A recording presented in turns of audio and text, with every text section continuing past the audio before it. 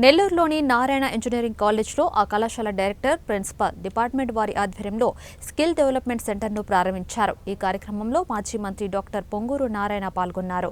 హైదరాబాద్లో నిర్వహించిన కోడింగ్ కాంపిటీషన్లో నారాయణ విద్యార్థుల ప్రతిభ చూపారని వారందరినీ పొంగూరు నారాయణ అభినందించారు. రానున్న రోజుల్లో విద్యార్థులందరూ ఉన్నత స్థాయికి చేరాలని ఆయన ఆకాంక్షించారు.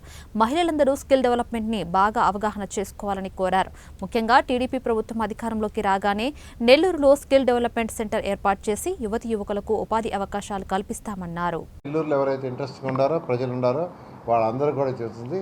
అదేవిధంగా యూత్ అని వింగ్ పెట్టాం. యూత్ వాళ్ళు కూడా దాదాపు ఒక 450 మంది ఉన్నారు. ఆ యూత్ కూడా తర్వాత అడిగారు, సార్ వీళ్ళకి చేయిస్తున్నారు మాకు కూడా చేయించమని.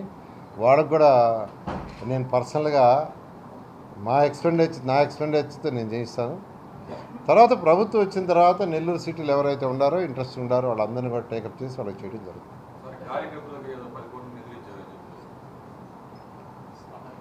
ఎలక్షన్ అయిన 3వ రోజు చెప్పానండి, నేను కార్యకర్తలకు ఒక 10 కోట్లు మా ఫ్యామిలీ మెంబర్స్ అందరూ, మా పిల్లలు, మా మిస్సెస్, మా అల్లుళ్ళు అందరూ కలిసి ఒక 10 crores వాళ్ళకి ఒక ఫండ్గా తయారు చేయమన్నాను. వాళ్ళ యొక్క ఇన్కమ్ నుంచి వాళ్ళు చేస్తామన్నారు.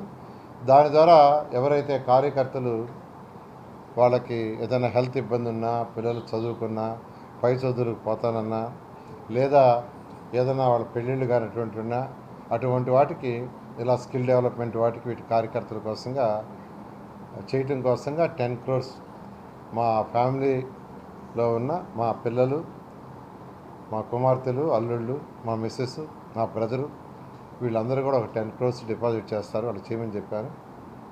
ఎందుకంటే సంపాదించిన దాంతో కొంత ప్రజలకు సేవ చేయాలి. మా వాళ్ళందరూ కూడా చెప్పాను. మన ఎలక్షన్లో కూడా మా కుమార్తెలు, అల్లుళ్ళు అందరూ తిరగమంటే కూడా ముఖ్య ఉద్దేశం ఏంటంటే వాళ్ళకు కూడా ప్రజలు, సొసైటీలో అనేక రకాల స్టేజ్ వాళ్ళు ఉంటారు.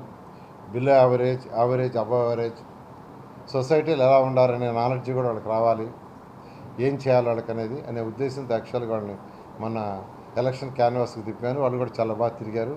వాళ్ళకు కూడా చాలా అవగాహన వచ్చింది. ఎందుకంటే మా జనరేషన్, మా ఫ్యామిలీలో పేద కుటుంబం నుంచి వచ్చారు. బస్ కండక్టర్గా వచ్చా. కానీ వాళ్ళు వచ్చేందంటే రాగానే హై లెవెల్లో ఉన్నారు. కానీ వాళ్ళకు కూడా సొసైటీలో ఎలాంటి వాళ్ళు ఉన్నారు, ఎన్ని రకాలు ఉన్నారు తెలియనే దానికోసం తిరిగారు. వాళ్ళకు కూడా నాలెడ్జ్ వచ్చింది. మొన్న 10 crores నేను వాళ్ళందరినీ కూర్చొని పెట్టి చెప్పాను. మీరు సొసైటీలో చాలామంది చూశారు, ఎంతోమంది బిలో పావర్టీ లైన్లో ఉన్నారు. వాళ్ళకి సపోర్ట్ చేయాలా.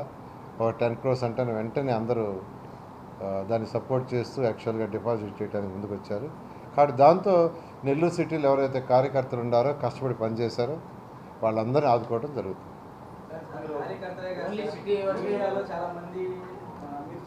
వాళ్ళు కూడా కార్యకర్తలే వాళ్ళు కూడా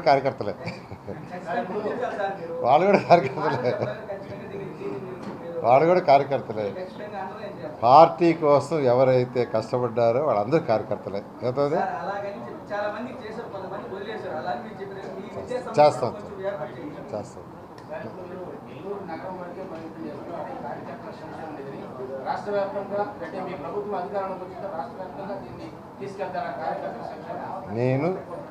నేను ఈ 10 కోట్లు నెల్లూరు సిటీకి డీమార్క్ చేశా, నెల్లూరు సిటీలో ఉండేవాడికి.